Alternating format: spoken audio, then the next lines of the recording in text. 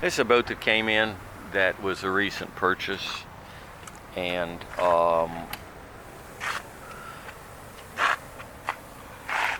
it had a bad knocking noise in it, and we could hear that when we were trying to start it.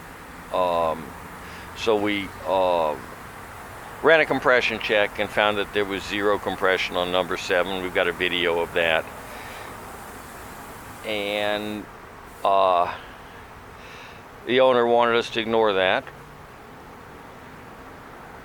and he wanted the carburetor rebuilt, put in spark plugs, change the inner shift cable, and put it back together. So we've run it for just a couple of minutes here.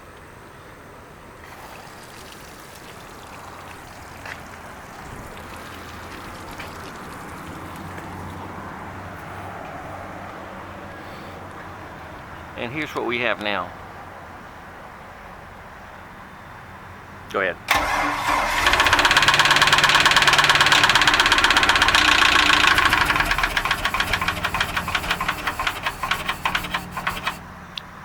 So that's about all I want to run it. I believe we've done what was asked of us,